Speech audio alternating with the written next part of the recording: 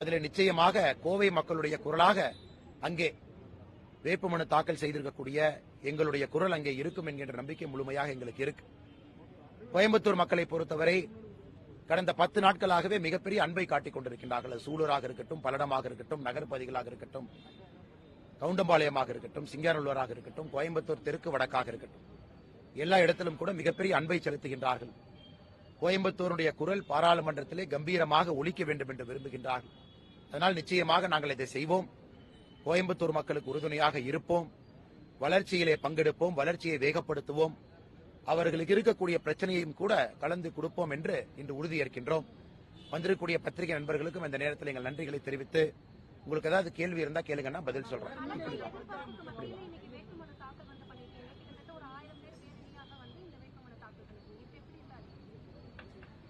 Madam, அதாவது இன்று நம்முடைய கட்சியினுடைய நிர்வாகிகள் யாரெல்லாம் கட்சியினுடைய கோயம்புத்தூர் மாவட்டத்தினுடைய நிர்வாகிகள் மட்டும் அழைத்திருந்தோம். வேட்புமனு தாக்கல் வெற்றிகரமாக செய்திருக்கின்றோம். ஒரு எழுச்சியான ஒரு வேட்புமனு தாக்கல் நடந்திருக்கிறது. எங்களுக்கு தெரியும், களத்தை பார்க்கும் பொழுது தேசிய ஜனநாயக கூட்டணியுடைய வெற்றி உறுதிப்பட்டுப்பட்டிருக்கிறது.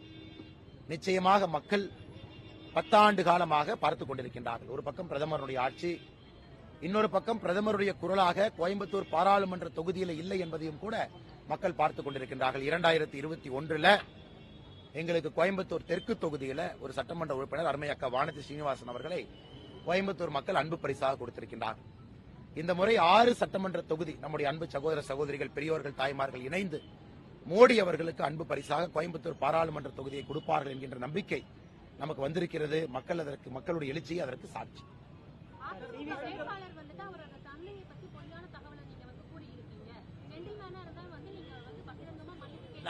ஒரு நிமிஷங்க, பகிரங்கமா மன்னிப்பெல்லாம் கேட்க முடியாது மேடம். நான் சொல்லி இருக்கக்கூடிய கருத்து என்னுடைய கருத்து.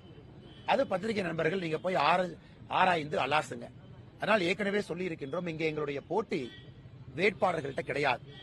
எங்களுடைய போட்டி தமிழகத்தினுடைய வளர்ச்சியை தடுக்கக்கூடிய ஆதிக்க சக்திகளோடு. இன்னைக்கு 2 வேட்பாளரும் காலையிலிருந்து மாலை வரை, ஏன்னா இப்ப பாத்தீங்கன்னா பிஜேபி இங்கே வலிமையாவதற்கு முன்பு அவர்களுக்குள்ள சண்டை போட்டாங்க.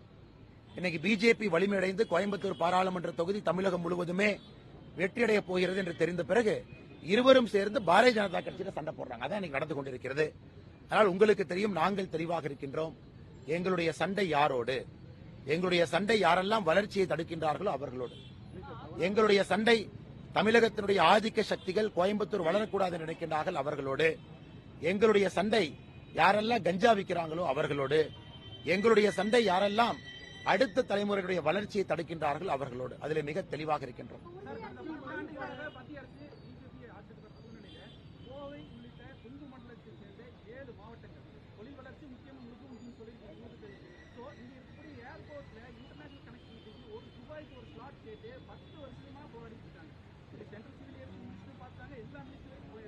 இதுவரைக்கும் ஒரு நடவடிக்கையும் இல்லை.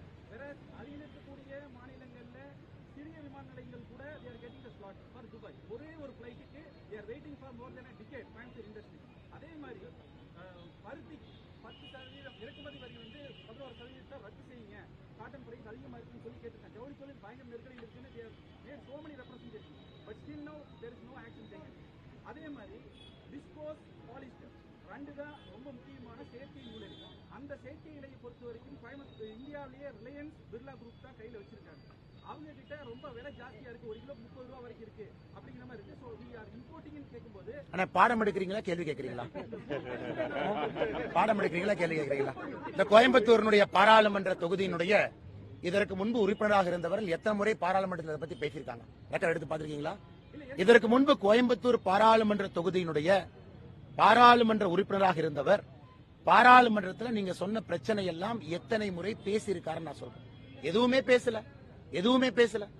எதுவுமே பேசாம அமைதியா உட்கார்ந்து. இன்னைக்கு கட்சியாக மக்கள் பிரதிநிதி இல்லாம கட்சி உறுப்பினர்களாக நாங்கள் சண்டை போட்டுக் கொண்டிருக்கின்றோம். குறிப்பா இம்போர்ட் டியூட்டி ஒரு காலத்தில் தேவைப்பட்டுச்சு. கோயம்புத்தூர்ல இருக்கக்கூடிய நிறைய பேர் இம்போர்ட் டியூட்டி வேண்டும் என்று சொன்னார்கள். இம்போர்ட் டியூட்டி வந்துச்சு. பியூஷ் கோயல் அவங்க, நிர்மலா சீதாராமன் அவங்க வந்தாங்க. அதன் பிறகு காட்டன் விலை குறைய வேண்டும் என்பதற்காக இம்போர்ட் டியூட்டி கொண்டு வந்தோம். காட்டன் டியூட்டி 20,000 ரூபாய் குறைஞ்சிச்சு. அதன் பிறகு இம்போர்ட் டியூட்டியை மறுபடி எடுத்தா காட்டன் விலை குறையினாங்க. அது temporary provision. Cotton CCI, cotton corporation of India அதை முழுவதும் கலைச்சிங்கன்னா தான் காட்டன் விலை குறையினாங்க. இப்ப அதற்கான முயற்சிகள் எடுத்துக்கொண்டிருக்கின்றோம். ஆனால் சகோதரர்கள் புரிந்து கொள்ள வேண்டும், இத்தனை காலமாக 10 ஆண்டு காலமாக, குறிப்பாக கடந்த 5 ஆண்டு காலமாக கோயம்புத்தூர் பாராளுமன்ற தொகுதியினுடைய பாராளுமன்ற உறுப்பினர் பாராளுமன்றத்தில் என்னென்ன பேசியிருக்காங்க, இதை பத்தி பேசியிருக்காங்களா? இது முதல் கேள்வி. இரண்டாவது கேள்வி, 87 ஏக்கர் விமான நிலையத்துடைய நிலத்தை கொடுக்கறதுக்கு எத்தனை காலம் மாநில அரசு எடுத்துக்கொள்ளும்? ஜோதிராஜ்ய சிந்தியா அவர்கள் 3 முறை கடிதம் எழுதியிருக்காங்க. 3 முறை ஏவியேஷன் மினிஸ்டர் மாநிலத்தினுடைய முதலமைச்சருக்கு 3 முறை கடிதம் எழுதியிருக்காங்க. கடைசி 87 ஏக்கர் கொடுக்கறதுக்கு என்னென்ன பிரச்சனை? 87 ஏக்கர் வாங்குறதுக்கு ஒரு பாரதிய ஜனதா கட்சியினுடைய எம்பி கோயம்புத்தூருக்கு வரணுமா? 10 ஆண்டு காலமாக தடுத்திருக்கு. கரூர் கோயம்புத்தூர் 6 வழிச்சாதை ஒரு ப்ராஜெக்ட் அக்யூசிஷன் ஆபீசர் போறதுக்கு எத்தனை நாளுங்கண்ணா? கோயம்புத்தூர் ஸ்மார்ட் சிட்டிக்கு பணம் வந்திருக்கு, என்ன வேலை செஞ்சிருக்காங்க? அதனால இதை நீங்க யார்கிட்ட கேட்கணும்னா, ஆட்சியில யார் இருக்காங்களோ ஆயிரக்கணக்கான கோடி ரூபாய் மோடி அவர்கள் இங்கே கொடுத்தும் கூட நீங்க தான் சொன்னீங்க ஆன்டி டம்பிங் டியூட்டி ரயானுக்கு நாங்க செஞ்சு கொடுத்தோமா இல்லையா? செஞ்சு கொடுத்தோமா இல்லையா? இதே கோயம்புத்தூரினுடைய தொழிலதிபர்கள் இங்க இருக்கக்கூடியவர்கள்லாம் போய் நம்முடைய நிதியமைச்சரை சந்தித்து ரயானுக்கு ஆன்டி டம்பிங் டியூட்டி அதையும் செய்து கொடுத்திருக்கின்றோம். எதெல்லாம் கேட்டிருக்கின்றார்களோ ஒரு சாதாரண மனிதர்களாக எங்களுக்கு இருக்கக்கூடிய எம்எல்ஏ வானத்தேக்க அங்க இருக்கிறாங்க. மத்திய அரசு எடுத்துட்டு போய் பலமுறை பியூஷ் கோயல் அவர்களை கூட்டிட்டு வந்து பலமுறை சந்திப்பு நடத்தி, அது திருப்பூராக இருக்கட்டும், ஈரோடாக இருக்கட்டும், அவினாசியாக இருக்கட்டும், கோயம்புத்தூராக இருக்கட்டும், மேட்டுப்பாளையமாக இருக்கட்டும், சந்திப்பு நடத்தி அவருடைய குறையெல்லாம் கேட்டிருக்கின்றோம். நீங்க வளர்ச்சியே வேண்டாம் என்று சொன்ன ஒரு கம்யூனிஸ்ட் எம்பி 5 ஆண்டு காலமாக வளர்ச்சியை பத்தி நீங்க சொன்ன பிரச்சனையை பத்தி பாராளுமன்றத்தில் என்ன பேசியிருக்காங்கன்னு ரெக்கார்ட் எடுத்து பாருங்க, உங்களுக்கே தெரியும் தவறு யாரின் மீது இருக்கு.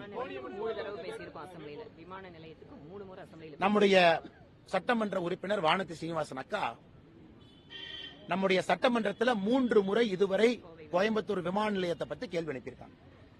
3 முறை ஏவியேஷன் மினிஸ்டர் கடிதம் எழுதியிருக்காங்க. கோயம்புத்தூர் வளரக்கூடாது, வளர்ச்சியை அடையக்கூடாது என்று மாநில அரசு கங்கணம் கட்டி கொண்டிருக்கின்றார். அதனால்தான் இன்று கோயம்புத்தூர் பாராளுமன்ற தொகுதியில தேசிய ஜனநாயக கூட்டணியுடைய உறுப்பினர் தேவை என்கின்ற அவசியம் உங்க கேள்வியிலிருந்தே தெரியுது. உங்க கேள்வியிலிருந்தே மக்களுக்கு என்ன புரியும்னா, நீங்க கேட்கிற கேள்வி மூலமாகவே மக்கள் புரிந்து கொள்வார்கள். இந்த பிரச்சனை எல்லாம் தீர்க்க வேண்டும், வரக்கூடிய பிரச்சனை ஒன்றொன்றாக செயல்படுத்த வேண்டும் என்றால் இங்கே பாரதிய ஜனதா கட்சி தேசிய ஜனநாயக கூட்டணியுடைய பாராளுமன்ற உறுப்பினர் வேண்டும் என்பது உங்களுடைய கேள்வியை ஊர்ஜிதம் செய்துங்க.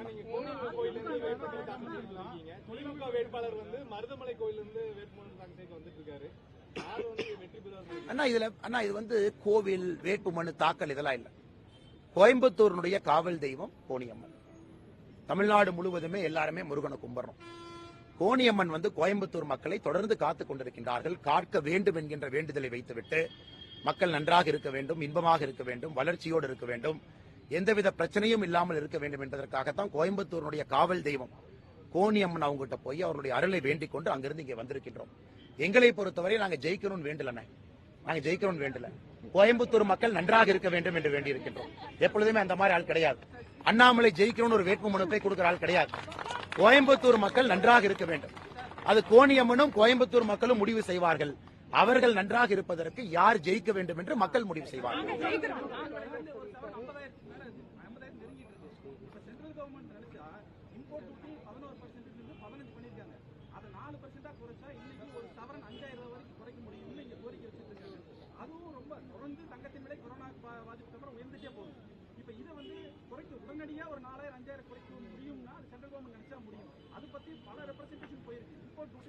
ஒரு சப்ஜெக்ட் தெரியாம கேள்வி கேட்காதீங்களா? சப்ஜெக்ட் தெரியாம கேள்வி கேட்காதீங்க. ஒரு நிமிஷம், சப்ஜெக்ட் தெரியாம கேள்வி, ஒரு நிமிஷம். ஒரு விஷயம் தெரிஞ்சா, எக்கனாமிக்ஸ் புரிஞ்சா கேள்வி கேளுங்க. மைக் எடுக்கணும், கண்டதெல்லாம் கேட்க கூடாது. ஒரு நிமிஷம். கோல்டு இம்போர்ட் பாலிசி என்ன, சப்ளை டிமாண்ட் என்ன, அது தனியா பேசுவோம். சும்மா உங்களுக்கு எக்ஸ்க்ளூசிவ் பண்ணு. சப்ஜெக்ட் தெரிஞ்சா கேள்வி கேளுங்க. கோல்ட பத்தி ஒரு நிமிஷம். கோல்டு எக்ஸ்போர்ட் இம்போர்ட் பாலிசியை பத்தி உங்களுக்கு என்ன தெரியும்? சப்ஜெக்ட் தெரிஞ்சா கேள்வி. அடுத்ததுங்க, அடுத்தது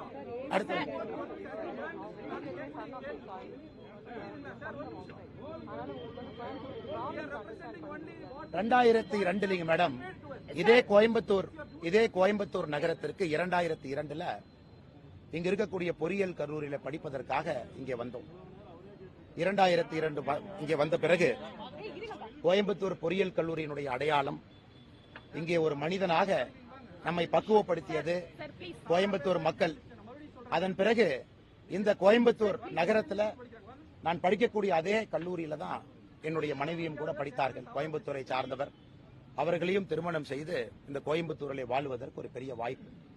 கோயம்புத்தூர் அப்படி பாத்தீங்கன்னா இங்க வந்திருக்கக்கூடியவர்கள் எல்லோருமே தமிழ்நாட்டிலிருந்து ஏதோ ஒரு பகுதியில் இங்க வந்து வாழ்ந்து கொண்டிருக்கின்றார்கள், தொழில் செய்யறாங்க, கோயம்புத்தூருடைய மண்ணை வளப்படுத்திக் கொண்டிருக்கின்றார்கள். அப்படி பாத்தீங்கன்னா சூலூர் பல்லடம் கோயம்புத்தூரை சார்ந்ததா திருப்பூரை சார்ந்ததாங்க மேடம்? இதே கோயம்புத்தூர் பாராளுமன்ற தொகுதியில நீங்க கேட்கிற அதே கேள்வியை நான் கேட்கிறேன். சூலூர் பல்லடம் திருப்பூரை சார்ந்ததா கோயம்புத்தூரை சார்ந்ததா? அதனால பாராளுமன்ற உறுப்பினரை பொறுத்தவரை மக்கள் தெளிவாக இருக்கின்றார்கள். இங்கே வளர்ச்சி கொண்டு வர வேண்டும். இன்னைக்கு 2 வேட்பாளர்களும் பயந்துகிட்டு அலறிட்டு இருக்காங்க. நானும் இது 10 நாட்களாக பார்த்து கொண்டிருக்கின்றேன். அவங்க 2 பேரும் அன்கோ போட்டாங்கன்னு கூட நான் சொல்றேன். இதையும் கோயம்புத்தூர் மக்கள் பார்த்துக் கொண்டிருக்கின்றார்கள்.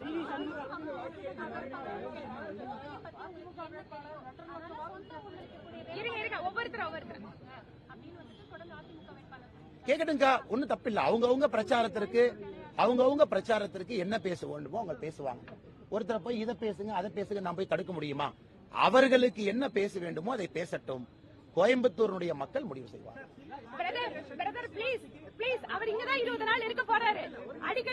அண்ணா கொஞ்சம் சத்தமா சொல்லுங்க.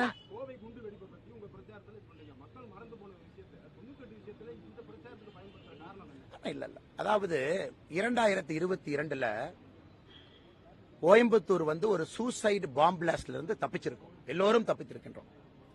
2022 தீபாவளிக்கு ஜஸ்ட் முன்னாடி அது இன்னைக்கு பாத்தீங்கன்னா மல்டிபிள் சார்ஜ் ஷீட் போட்டு ISIS மாடியூல் இத்தனை இடத்துல ரைடு பண்ணி இத்தனை மெட்டீரியல் கேப்சர் பண்ணி ஒரு ஆக்டிவான ஒரு குரூப்பையே உடைச்சிருக்காங்க. அதனால கோயம்புத்தூர் மக்கள் இதை மறக்க மாட்டார்கள். கோயம்புத்தூர் மக்கள் மறக்க மாட்டார்கள். தமிழ்நாட்டில் ஒரு NIA போலீஸ் ஸ்டேஷன் வேணும் அப்படிங்கறதே இத்தனை கால டிலே பண்ணி பர்மிஷன் கொடுக்காம இப்பதான் கடைசியா அந்த NIA காவல் நிலையத்திற்கே அனுமதி கிடைத்திருக்கிறது.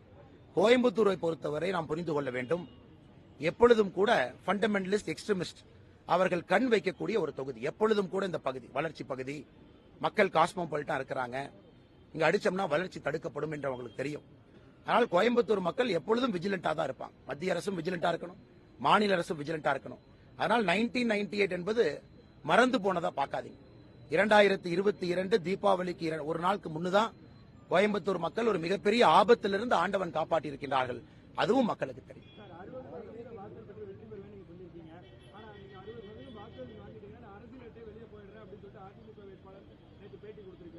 அண்ணா இதுல என்ன ஆச்சரியம்னா, காலையில் எந்திரிச்சதுல இருந்து நைட்டு தூங்குற வரைக்கும் அண்ணாமலை புராணம் தான் 2 வேட்பாளர்களும் பாடுகின்றார்கள். கோயம்புத்தூர் மக்கள் மிக தெளிவாக இருக்கின்றார்கள். எந்த பக்கம் செல்ல வேண்டும், யாரை ஆதரிக்க வேண்டும். மோடி அவர்கள் 3வது முறையாக வரப்போகின்றார்கள். அவருடைய களத்தை வலுப்படுத்துவதற்கு கோயம்புத்தூர் பாராளுமன்ற உறுப்பினரும் வேண்டும் என்பதில் தெளிவா இருக்கிறாங்க. நான் 60% குறைவுன்னு சொல்லியிருக்காங்க. நான் குறைந்தபட்சம் 60% கோயம்புத்தூர் பாராளுமன்ற தொகுதியில நம்முடைய அன்பு சகோதர